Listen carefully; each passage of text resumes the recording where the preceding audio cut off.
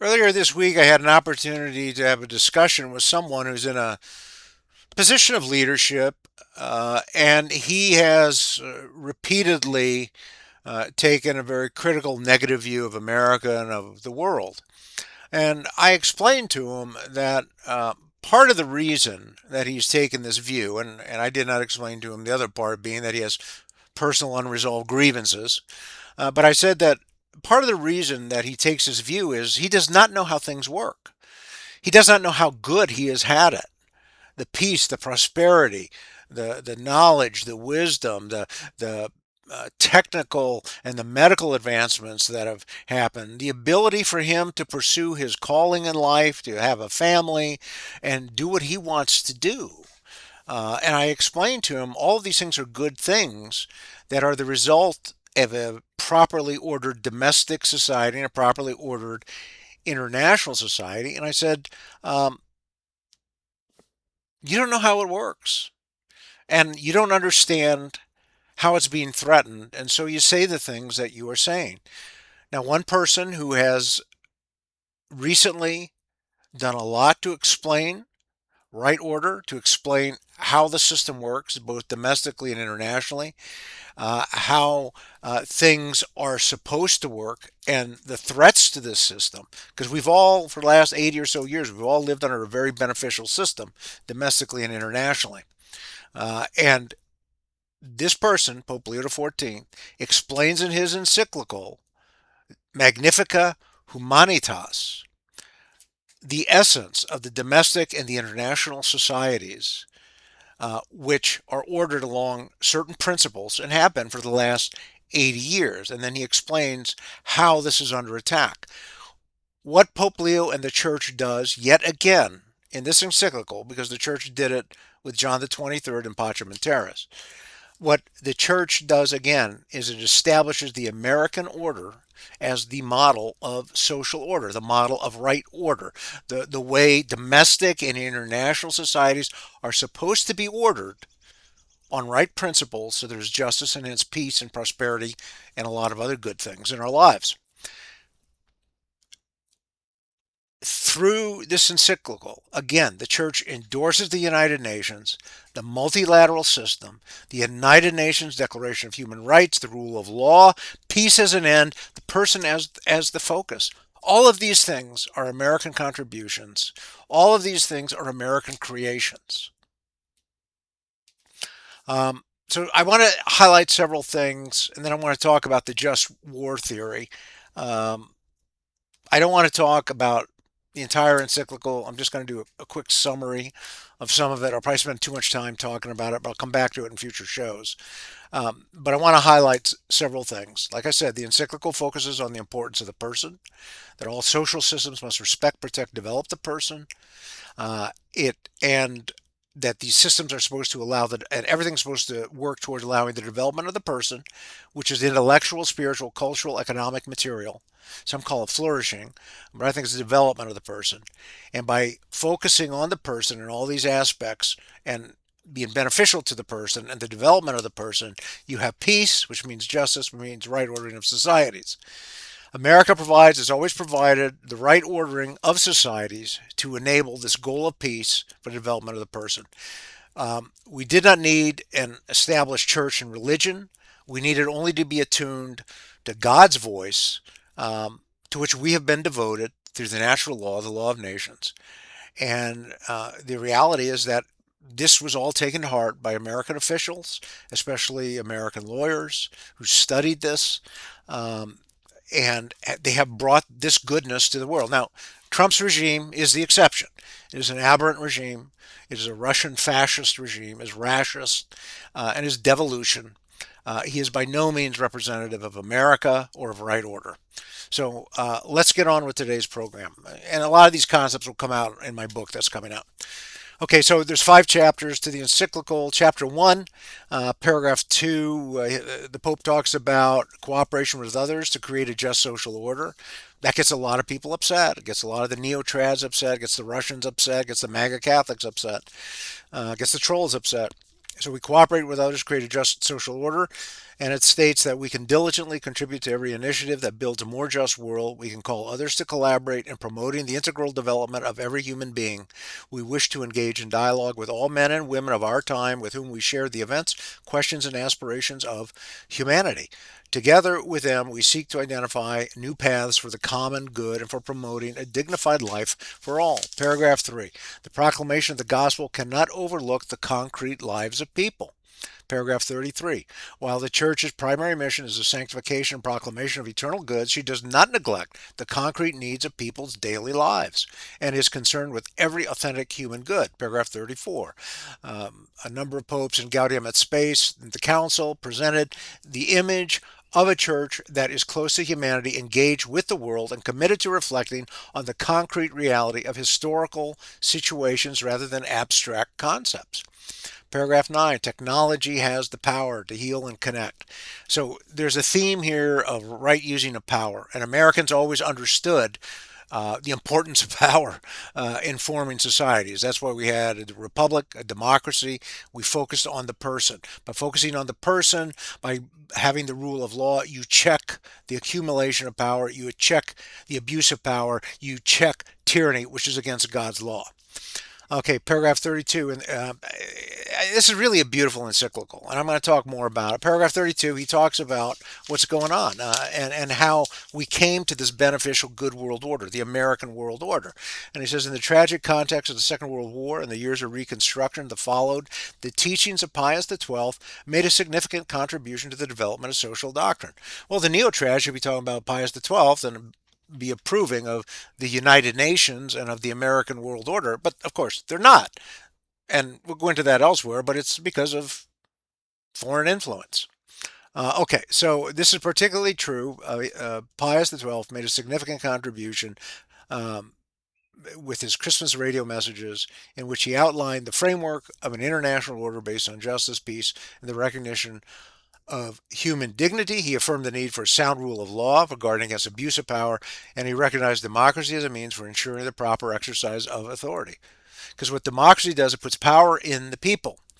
And the natural law has always said, as brought to us and taught by Suarez and Bellarmine all the way through to Vattel, the natural law has always taught that power rests with the people, and the people give certain powers to the government. Okay, authority is with God. Everybody knows that. Okay, but the powers are given to the government to do certain things. And this is what the founders understood. This is what the Catholic theologians and philosophers understood. So there's really, nothing heretical, nothing bad about what America developed in at our inception, 1776, 1787. So Pius XII went on. He said that there's a need for law to take precedence over interests. Um, I'm sorry. Leo XIV goes on and says there are three guidelines that are significant for our times, marked by new forms of global power and growing inequalities. There's a need for law to take precedence over interests. Okay, so oligarchy, plutocracy, not good. We have to have the rule of law, which America has always had. Now it's under attack because, of course, of Trump and his rationalist regime. The need for law to take precedence over interest, the awareness that economic disparities are a breeding ground for tension and violence, and a necessity of a network of associations capable of mediating between the individual and the state. And these are important criteria that enable social doctrine to interpret the dynamics of globalization and promote a more just and peaceful international order. So the order can be improved by looking at this social doctrine and by improving upon the American order and by working with the American order and keeping the American order in place. Um, Okay, paragraph 35, Paul VI brought forth the concept of peace that was not reduced to the mere absence of war, but took shape within the scope of integral human development. The Church's social, paragraph 45, the Church's social doctrine is the product of patient process, and it has different aspects of a single heritage. The dignity of the person, the value of work, universal destination of goods. Again, universal destination of goods is something that has infused American history. I've talked to you about it. We have been so intent on bringing about the universal destination of goods or the providential destination of goods. Solidarity and subsidiarity, care for and creation and centrality, of peace and of fraternity. Okay, chapter 2, foundations and principles of social doctrine of the church. The foundation of social doctrine is the human person who is made in the image of the triune God. And there's equal dignity of all human beings. The supreme value of the human rights is stressed by Pope Leo and by the church. Paragraph 54, the church gratefully acknowledges the movement towards the identification and proclamation of human rights is one of the most significant attempts to respond effectively to the inescapable demands of human dignity.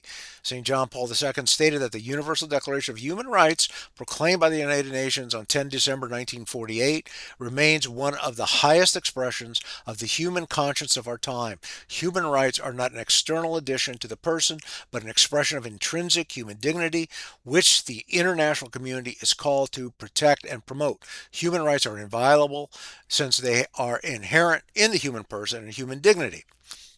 And then he talks about things like work protections, basic necessities, education, social political responsibility, basically a reiteration of Pacem in Terris, which America does. So what we're dealing with here is this highest expression of the human conscience, and this is what America is: the highest expression of human conscience, the highest expression of right order. Paragraphs 59 through 64, he reiterates really the aspects of Pacem in Terris. He talks about things we're witnessing today. He invites everyone to conceive of ways of cooperating in more effective international institutions capable of safeguarding the global common good. He's not talking about isolationism. Isolationism bad. Keep multilateralism going. He goes on to say, moreover, any attempt or plan to eliminate or subjugate a nation is gravely immoral and therefore unacceptable. For example, Russia starting the Ukraine war, which is a violation of the United Nations Charter. And of course, this implicates the American view of the family of nations and the importance of it. So the American domestic policy has always been intertwined with our international policy because we always want to be good neighbors with people. And this is how America's always been. You can't say that about other countries. You certainly can't say that about the European countries. Their histories have been one of constant violence and competition. But America says we want to get along with people. And so this is what the Pope, again, is emphasizing. The American order is good. The Americans got it right. Americans are the highest expression of morality. He talks about Universal Declaration of Goods, private property is good, provided for all humanity. Again, something we have done, something which I have talked about. It's been the essence of who we are as a people. Then he talks about subsidiary, staying informed, engaging with others, making their voice heard, contributing to public decisions and choices, and shared decision making. Again, an American tradition, an American expression of conscience, which is the highest expression of morality. Again, everybody gets involved. That's America. That's the American order. Chapter 3 is about AI. Chapter 4 is about safeguarding humanity. And he talks about the importance of truth and democracy. He denounces disinformation because democracy is a means of contributing to the common good. It's a solid concordance with the facts and the genuine commitment to the good of individuals and society as a whole. And you have to protect freedom against dependencies and commercialization. And so what he says is that truth is absolutely essential. Disinformation is bad because it subverts trust in societies, especially democratic societies. So in chapter 5, we get into the culture of power and civilization of love. So the encyclical is about power, and America always understood that power can corrupt and destroy. That's why we had democracy and have democracy. We have the emphasis of the person, the desire for peace, the rule of law. All of these things, okay, are meant to diffuse power, to check power, to provide the peace and prosperity we have been enjoying, not just in this country, but around the world. So power must be rightly ordered. America did that. And then in paragraph 188, he talks about the culture of power. He says, and basically this is tyranny. He describes what tyranny is. In our time, a culture of power is taking hold in which the availability of resources and the ability to dominate tend to dictate the agenda and criteria for decision making. In this way, the common good of humanity is relegated to the background and the concrete tragedy of peoples at war is reduced to a secondary consideration in relation to strategic interests. The culture of power infiltrates society, changes relationships and behaviors, and grows by normalizing war, pursuing ever greater military power, taking advantage of the crisis of multilateralism, and fueling a false realism that insists there is no alternative. This is tyranny, and this is how tyranny comes to rule. And this is what we're fighting today. And this is what America has always fought against and stood against. Well, until now with Trump and the racist regime. So then he talks in 189 to 192 about the normalization of war. He goes back into history about World War II, about the importance of the United Nations, the horror of World War II, and how the UN grew up after that. Quotes from the Charter, quote, to save succeeding generations from the scourge of war. Explains that this order is under attack, that there's revisionism going on about what happened in World War II. I mean, the Pope is really tuned into what's going on and what the threats are. He reaffirms the principles of the American order, with a key one being the end of the just war theory. Now, this is what I want to talk to you about next. Paragraph 192. To all of this, the media and the dimension and the digital dimensions are adding new and decisive elements: communication networks, fragmented information environments, and algorithms that reward conflict can magnify polarization and resentment, increase propaganda, and make shared discernment more difficult. War is not only fought but also culturally conditioned through simplistic narratives, friend or foe mentality, disinformation, and fear. When historical memory fades and the ethical principles that protect civilians and the most vulnerable are weakened, it becomes easier to justify violence as necessary, inevitable, or even sanitized. It is in this context that humanity is slipping into a violent culture of power, where peace no longer appears as a responsibility to be taken on, but as a fragile interval between conflicts. Today, more than ever, without a prejudice to the right of self-defense in the strictest sense, it is important to reaffirm that the just war theory, which has all too often been used to justify any kind of war, is now outdated. What Pope Leo is doing there is he is giving a big thumbs up. He is validating, revalidating, confirming, making as the norm the American order. Because the American order saw peace as the end of and goal of humanity. That's what we strive toward. That's our natural state. That's what we're supposed to have and work towards all the time. Peace for the good of all. What he also does with that quote to basically say the just war theory is out of date. He says, well, it's misused a lot of times, and that humanity has other ways to deal, with conflicts, and humanity does. And what he is doing is he is accepting an idea that was insisted upon by Frank Kellogg, an American, by the Americans. He was of the end, the outlaw of war. America in the 1920s called for the outlaw of war. And Frank Kellogg was a leader of that. Frank Kellogg was from Minnesota. He was a lawyer. He was a U.S. Senator. He was a U.S. Secretary of State. He received the Nobel Peace Prize for the Kellogg-Briand Pact. And the idea for that pact began with another American. That other American was somebody I've talked about before, was Professor James Shotwell, who worked with the Carnegie Endowment, the Carnegie Institute of International Peace, and he spoke with the French Foreign Minister Briand, who announced that France was willing to join the U.S. in any mutual arrangement tending as between those two countries to outlaw war, to use an American expression, end of quote. And that's from a book by L. Ethan Ellis, Frank B. Kellogg, The American Foreign Relation, 1925-1929.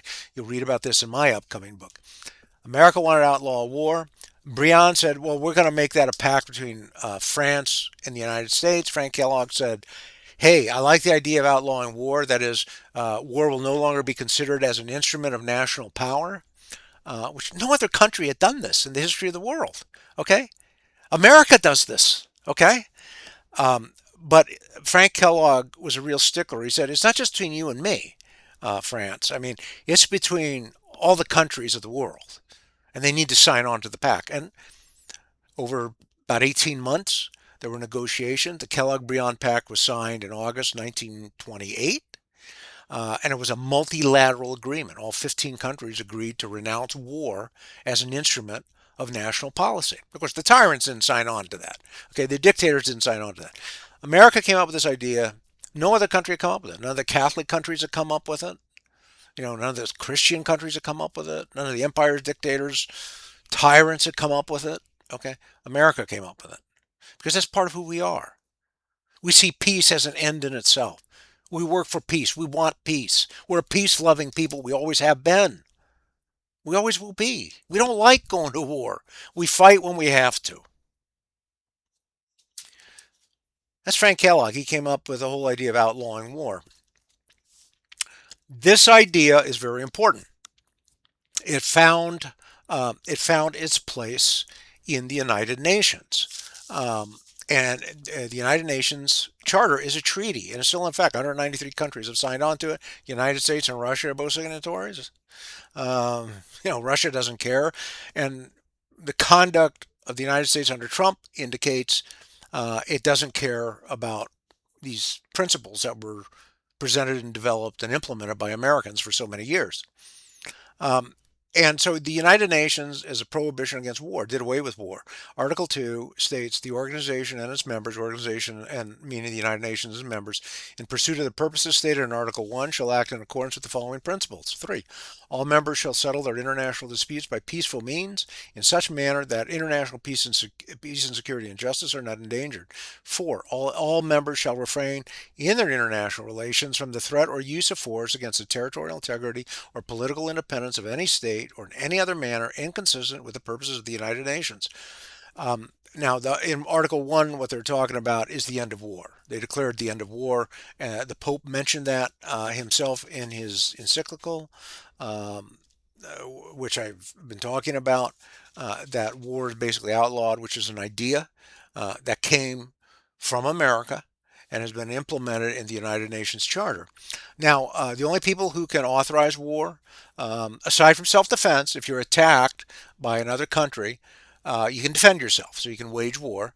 But the country who's attacking is most likely acting against the Charter. The Charter is a treaty. The Charter carries international legal and moral obligations. So a country that attacks you without the United Nations Security Council authorization in Articles 50 and 51 is violating a charter. It's acting immorally. However, the General Assembly can also act to authorize military action. This is what happened in November 1950 when, of course, the Soviet Union, of course, vetoed military force to stop the communist North Korean aggression against the South. And then in November 1950, the General Assembly voted in the Uniting for Peace Resolution 377A to authorize the use of UN forces. So the UN can actually vote to authorize forces.